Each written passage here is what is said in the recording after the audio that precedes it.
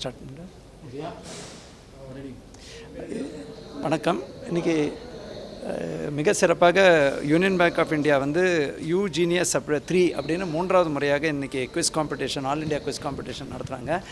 யங்ஸ்டர்ஸை இந்த மாதிரி கலந்துக்கூடிய மாணவ செல்வங்களை இந்த குவிஸ்ஸு எப்படி அவங்களுக்கு வந்து ஒரு காக்னிட்டிவ் டெவலப்மெண்ட், அதே மாதிரி கல்விக்கான பயன்கள், அதுக்கப்புறம் வேகமாக முடிவு செய்தல், சோஷியல் ஸ்கில், சமுதாய சில திறமைகளை வளர்ப்பது, க்ரியேட்டிவிட்டி, அதே மாதிரி கான்சன்ட்ரேஷன் வருது, அந்த வகையில் அவங்களை ஊக்குவிக்கிறதுக்கான வாய்ப்பு என்னால் அவங்ககிட்ட எனக்கு தெரிந்த வரை கொடுக்க முடிந்தது. இவங்களோட முயற்சிக்கு என்னோட பாராட்டுகள். பங்கு பெறும் மாணவர்களுக்கு என்னோட பாராட்டுகள்.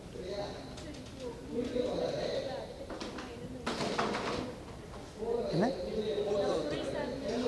துறை சார்ந்தது பார்த்தீங்கன்னாக்க கூட்டுறவு மற்றும் உணவு வந்து ஏற்கனவே பல முறை நான் சொல்லியிருக்கேங்க, ரொம்ப பரந்த விருந்த துறை.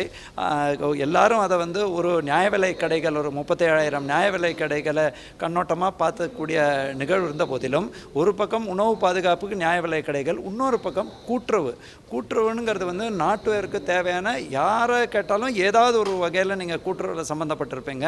ஏன் ஒரு எக்ஸாம்பிளுக்கு சொல்கிறேங்க, சுவிட்சர்லாண்ட்லாம் பார்த்தீங்கன்னா கோஆப்னுங்கிற தனி டிபார்ட்மெண்டல் ஸ்டோர் இருக்குது. நம்மளும் நிறைய டிபார்ட்மெண்டல் ஸ்டோர் நடத்துகிறோம். ஸோ அந்த வகையில் கூட்டுறவு வங்கிகள் இருக்குது.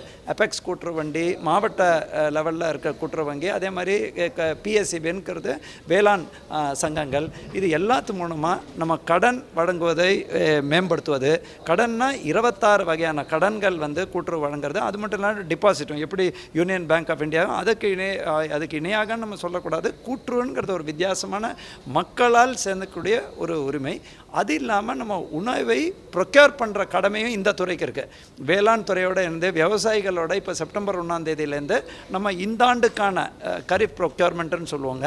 அதை நெல் கொள்முதல் செய்கிறது அனைத்து மாவட்ட ஆட்சியர்களுக்கும் தேவைக்கேற்ப நீங்கள் அந்த வேளாண் துறையும் மற்றும் விவசாயிகள் சங்கத்தையும் கேட்டு அறிந்து அங்கங்கே நேரடி கொள்முதல் நிலையங்கள் அமைக்க வேண்டும் என்று அந்த இதையும் சொல்லி கொள்முதலும் தொடங்கப்பட்டுள்ளதுங்க, நெல் கொள்முதல். அதே மாதிரி அதை பாதுகாக்கப்பட்டு எம்ஆர்எம் மூலமாக வழங்கக்கூடிய பல்வேறு வகையான பணிகள் நம்ம செஞ்சு கொண்டிருக்கோங்க.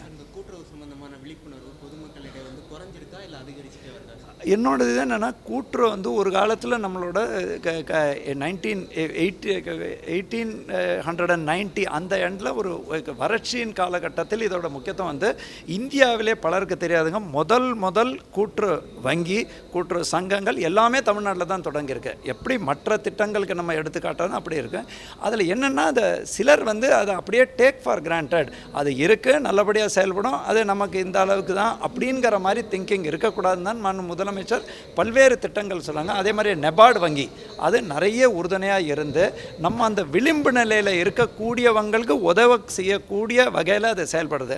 அதனால தான் நான் வந்து மறுபடியும் நிறைய பேர்கிட்ட இப்போ இணையதளம்லாம் பார்க்கும்போது, நீங்கள் வெளிநாடு போகும்போது சுவிட்சர்லாண்டை தடுக்கி விழுந்தால் கோப் கடைகள்னு இருக்கும். எப்படி தேனாம்பேட்டையில் நம்மளோட கடை இருக்கோ, இல்லையா நம்மளோட ட்ரிப்ளிகேனில் கடை இருக்கோ, அந்த மாதிரி சிந்தாமணியாக இருக்கலாம், இல்லையா பாண்டியன் ஸ்டோர்ஸாக இருக்கலாம். அதோட விழிப்புணர்வு சற்று குறைந்த போதிலும் தரமான பொருட்கள் நியாயமான விலையில் கிடைக்கக்கூடிய வசதிக்கும் கூட்டுறவு இருக்குது. கூட்டுறவு இது மட்டும் இல்லைங்க, 12 வகையான கூட்டுறவு இருக்குது. பால் கூட்டுறவு, மீன்வள கூட்டுறவு. ஸோ எல்லாருக்கும் அந்த விழிப்புணர்வு இருந்தாலும் அதை தொடர் விழிப்புணர்வு தேவைப்படுறது. அதை நாங்கள் பண்ணிட்டுருக்கோம்.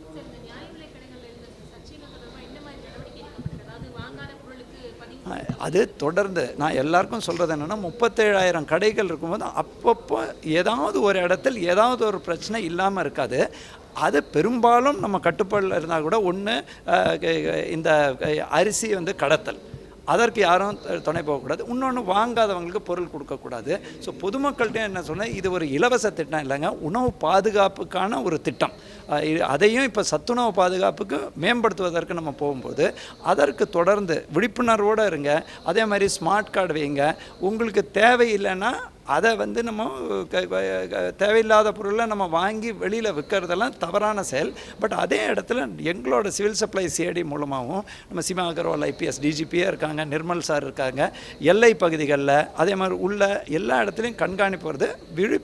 யாராவது அதிகாரிகளுக்கு அதோட துணை போகக்கூடிய நிலைமை கண்டறிந்தால் அவர் மேலே கடுமையான நடவடிக்கை எடுக்கணும். மழைக்காலம் வருது, மழை காலத்தில் எப்போவுமே கூட்டுறவுக்கு மிகப்பெரிய பொறுப்புகள் வருங்க. ஒன்று வந்து அடிப்படையில் நியாய விலை கடையில் நம்ம சேமிப்பு வைக்கக்கூடிய பொருட்கள், குறிப்பாக அந்த பகுதியில் ஏதாவது கூடுதல் தேவைப்பட்டால் அதற்கு தேவையான ஸ்டாக் வந்து குடோனில் வைக்கணும். ரெண்டாவது, தாழ்வான பகுதியில் இருக்க நியாய விலை பொருட்களை சற்று மேல் பகுதிக்கு மாற்றுவதற்கான பிளான் பண்ணோம். அதே மாதிரி ஏதாவது அரசு திட்டங்கள் கொடுக்கக்கூடிய நிலைமை ஏற்பட்டால் அதுக்கு தயாராக இருக்கணும். 3 வகையிலும் நாங்கள் தயார்படுத்தியிருக்கோம். தேங்க்யூ.